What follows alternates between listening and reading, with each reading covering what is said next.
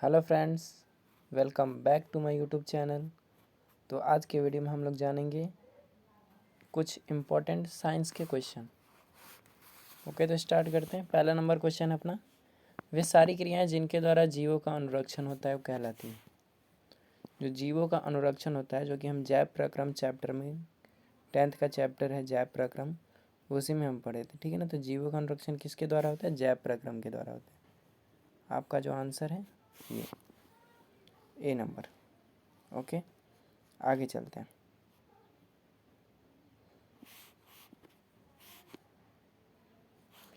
दूसरा number question है, सभी हरे पौधे क्या होते हैं?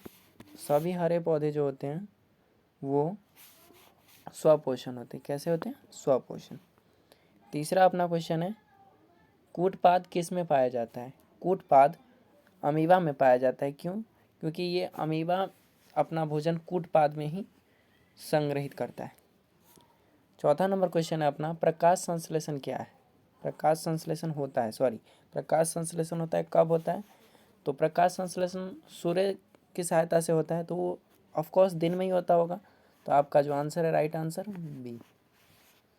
चलिए 5 नंबर अपना क्वेश्चन है, क्लोरोफिल वर्णक का रंग है। क्लोरोफिल वर्णक का रंग हमने प्रकाश संश्लेषण में ही पढ़ा था, क्या? हरा होता है। क्लोरोफिल वर्णक का रंग कैसा होता है? हरा होता है। 6 नंबर क्वेश्चन है, रक्त में आयरन की कमी से होने वाला रोग है। रक्त में आयरन की, हम जानते हैं कि रक्त में आयरन पाया जाता है, तो आयरन की कमी से जो रोग होता है वो क्या है? एनीमिया। आपका राइट आंसर है सी, एनीमिया। चलते हैं 7 नंबर क्वेश्चन है अपना, कवक में पोषण की कौन सी विधि होती है? जो कवक है उसमें पोषण की कौन सी विधि होगी? तो हम जानते हैं कवक किसे कहते हैं। कवक वो है जो अपना भोजन मृत जीव या सड़े गले पदार्थ से बनाते हैं ना, कवक उसे ही नहीं कहते हैं। जैसे इसमें आपका राइट आंसर हो जाएगा बी। ओके, ऑक्सीजन है। अब इसमें ऑक्सीजन क्या है? तो ऑक्सीजन एक प्रकार का एंजाइम है। क्या है? एंजाइम। ओके, दही के जमने में निम्नलिखित कौन सी क्रिया होती है? दही का जो जमना होता है ना, दूध से जो दही जमता है, तो कौन से क्रिया के स्वरूप होता है? तो वो किण्वन। आपका राइट आंसर जो हो जाएगा वो किण्वन के थ्रू होता है। ठीक है।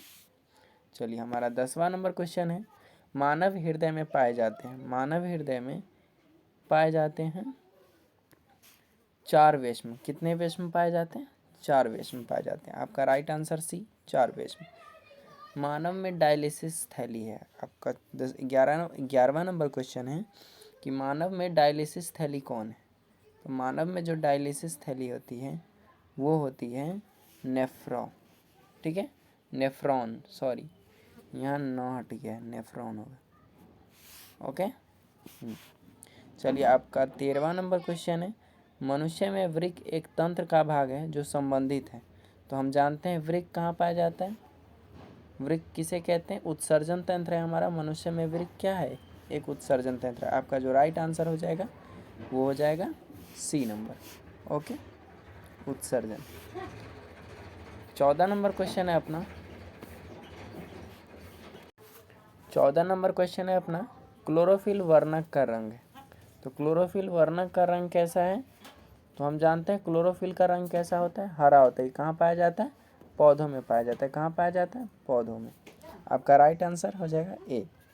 15 नंबर क्वेश्चन है, शरीर में भोजन का पाचन किस प्रकार की अभिक्रिया से है? ठीक है ना, शरीर में जो भोजन का पाचन होता है वो किस प्रकार का अभिक्रिया है? हम जानते हैं वो विस्थापन अभिक्रिया। कौन सा अभिक्रिया है? विस्थापन अभिक्रिया। हमारा 16 नंबर क्वेश्चन है, रक्त क्या है? तो हम जानते हैं कि रक्त एक प्रकार का उत्तक है। क्या है? रक्त एक प्रकार का उत्तक है। ओके, आपका राइट आंसर डी। मत्स्य का मुख्य श्वसन अंग, मछली का, मत्स्य का मतलब क्या होता है? मछली। मछली का जो श्वसन अंग है वो क्या है? मछली का श्वसन अंग जानते हैं हम, गिल्स होता है। तो आपका right answer C, gills. 18 number question है, पौधों में वाष्पोत्सर्जन किस भाग में होता है? जो पौधों में वाष्पोत्सर्जन की क्रिया होती है वो किस भाग में होती है? तो उसका राइट आंसर है सी, पत्तों में होती है। ओके, चलते हैं अपना 19वां नंबर क्वेश्चन है कि रक्षी कोशिकाएं कहाँ पाई जाती है? तो रक्षी कोशिकाएं पत्तियों में पाई जाती है। आपका राइट आंसर ए। 20वां नंबर क्वेश्चन है, मानव हृदय में कितने कोष्ठक होते हैं? तो हम बचपन से ही पढ़ते आ रहे हैं, मानव हृदय में 4 कोष्ठक होते हैं। कितने होते हैं? 4 कोष्ठक। 21 नंबर क्वेश्चन है, मानव रक्त में उपस्थित यूरिया की सामान्य मात्रा कितनी होती है? तो मानव रक्त में जो उपस्थित यूरिया होता है उसका सामान्य मात्रा 30 mg होता है। कितना होता है? 30 mg। आपका राइट आंसर हो गया सी। आगे चलते हैं। 22वां नंबर क्वेश्चन है, कौन सी क्रिया सभी जीवों के लिए अनिवार्य है? कौन सी क्रिया? तो हम जानते हैं कि श्वसन, श्वसन सभी जीव, सांस सभी जीव लेते हैं, तो श्वसन सभी जीवों के लिए अनिवार्य है। इसका राइट आंसर हो गया बी। चलिए 23 नंबर क्वेश्चन है अपना, वह कौन सा प्रक्रम जिनके द्वारा शरीर में ऊर्जा का उत्पादन होता है वह कहलाता है? कौन सा प्रक्रम है जिसके द्वारा शरीर में ऊर्जा का उत्पादन होता है? तो इसमें श्वसन हो जाएगा। कौन सा हो जाएगा? श्वसन। आपका राइट आंसर हो जाएगा श्वसन। चलिए आगे चलते हैं। 24 नंबर क्वेश्चन। 24 नंबर क्वेश्चन में है, श्वसन क्रिया के दौरान कितने प्रतिशत ऊर्जा ताप के रूप में निष्कासित होती है? तो इसका राइट आंसर हो गया 40%। ए नंबर, ठीक है, 40%। ओके। क्वेश्चन नंबर 25 है, कोशिका झिल्ली किस प्रकार की झिल्ली है? तो हम बचपन से पढ़ते आ रहे हैं, कोशिका झिल्ली एक अर्धपारगम्य झिल्ली है। ठीक है, पतली मुलायम लचीली, कोशिका के ऊपरी भाग में जो झिल्ली होती है लचीली एक परत पाई जाती है उसे ही झिल्ली बोलते हैं। क्या बोलते हैं? कोशिका झिल्ली। वो कैसी होती है? अर्धपारगम्य होती है। आपका राइट आंसर हो गया सी। चलिए 26 नंबर क्वेश्चन है कि दही के जमने में निम्नलिखित कौन सी क्रिया होती है? दही के जमने में, ये 2 बार क्वेश्चन रिपीट हो गया है। दूध से जो दही जमता है उसका हम राइट आंसर क्या है? किण्वन। क्या बताए ना, किण्वन से होता है। आपका राइट आंसर सी हो गया। क्वेश्चन नंबर 27 है, निम्न में से कौन जैव अनिम्नीकरणीय पदार्थ है? तो हम जानते हैं निम्नीय पदार्थ यहाँ कागज हो जाएगा, वाहित मल हो जाएगा, ठीक है ना।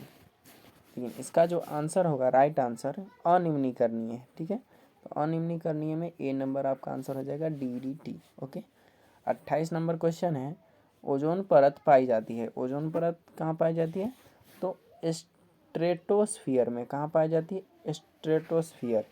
इसको एटमॉस्फेयर बोलते हैं। क्या? एटमॉस्फेयर भी बोल सकते हैं। ओके, चलिए आगे चलते हैं।